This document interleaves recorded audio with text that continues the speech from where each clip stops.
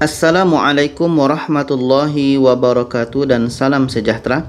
Kembali lagi bersama saya Rusdi Syarif. Baiklah, pada kali ini saya akan menjelaskan satu lagi pertanyaan, bagaimana cara kita terbang aman bersama AirAsia.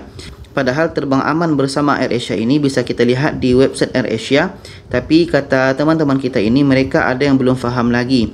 Jadi di sini saya akan coba menjelaskan terbang aman bersama AirAsia. Maksudnya apa yang perlu kita persiapkan ketika kita terbang bersama AirAsia ini. Jadi terus saksikan.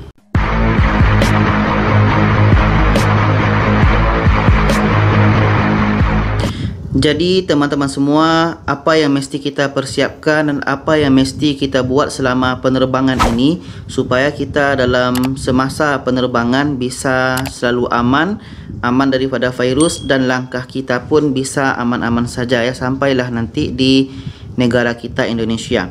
Jadi ini artikelnya 9 Mei 2020. Di sini disebutkan, kita terus cari informasi yang penting. Di sini disebutkan bahwa berikut 10 hal yang perlu diperhatikan sebelum terbang bersama AirAsia. Apa saja yang 10 itu? Yang pertama adalah kewajiban penggunaan masker. Jadi masker ini mesti kita gunakan saat kita check-in, naik pesawat, selama penerbangan, turun dari pesawat, dan mengambil bagasi pada saat kedatangan. Jadi sebaiknya masker ini nggak usah kita buka-buka ya, karena masker ini adalah untuk keselamatan kita bersama, untuk keselamatan diri kita sendiri. Kalau kita mau selamat, kita mau aman ya, masker itu pakai saja. Karena penerbangan ini pun tidak memakan waktu yang lama kan, karena hanya 2 jam, 3 jam, 4 jam, lebih kurang macam itu. Jadi apa salahnya demi kesehatan kita berkorban untuk beberapa jam untuk menggunakan masker ya. Yang kedua adalah syarat dan ketentuan yang berlaku terkait perjalanan Anda. Sebelum melakukan perjalanan, mohon pastikan bahawa Anda telah memenuhi izin dan persyaratan untuk melakukan perjalanan dari otoritas di wilayah asal dan tujuan.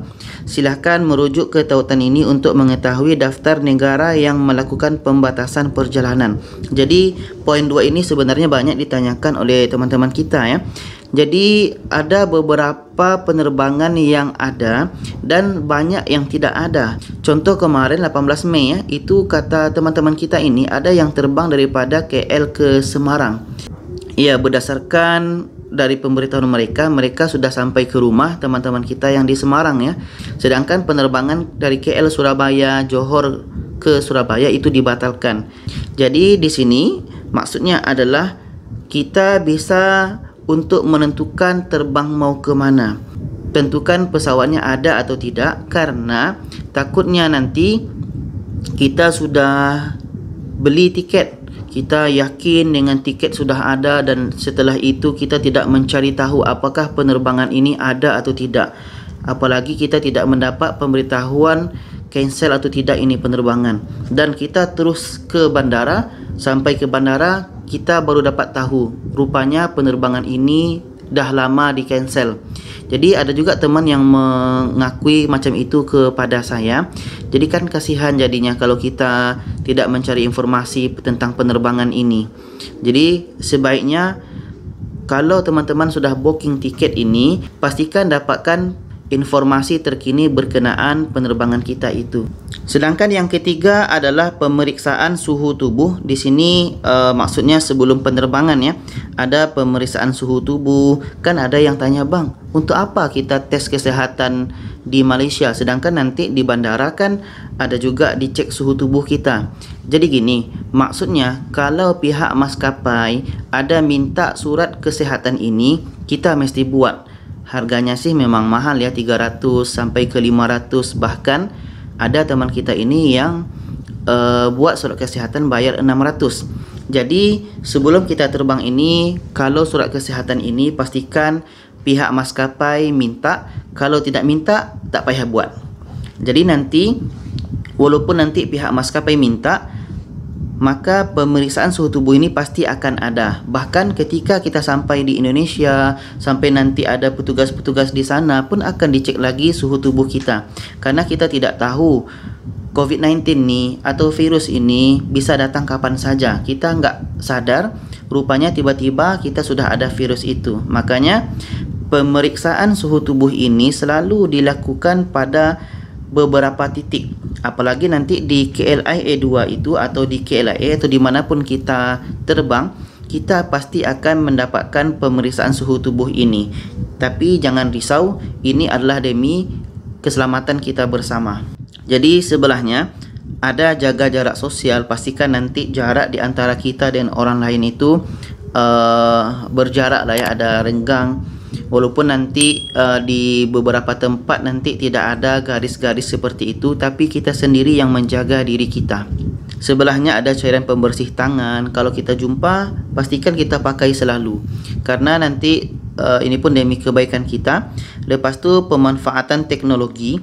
Jadi kalau kita check in, kita bisa menggunakan laman web kita atau bisa melalui aplikasi AirAsia. Jadi teman-teman, mau nggak mau, aplikasi AirAsia ini mesti teman download juga, karena banyak gunanya. Apalagi nanti untuk mengecek jadual penerbangan terkini.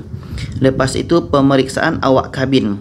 Pemeriksaan awak kabin, setiap sebelum terbang, awak kabin akan dibekali informasi dan arahan terkini mengenai keselamatan penerbangan serta menjalani pemeriksaan suhu tubuh. Jadi, awak kabin ini sudah terlatih ya untuk bagaimana mereka membuat prosedur kesehatan ini.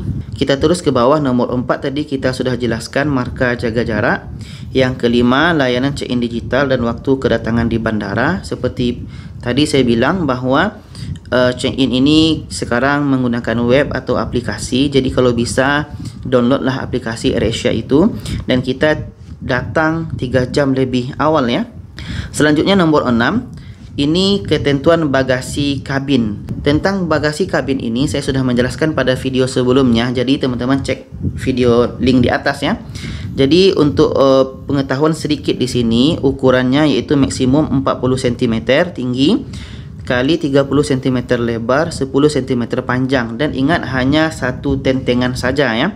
Di sini sebelahnya ada kewajiban penggunaan masker, standar kebersihan awak kabin, keamanan makanan, pertolongan darurat. Kita terus nomor 7, pesan makanan sebelum terbang secara online. Kalau kita ingin pesan makanan, pesanlah dalam setidaknya dalam 24 jam sebelum keberangkatan ya. Sedangkan cemilan-cemilan seperti biasa itu ada disediakan di dalam pesawat.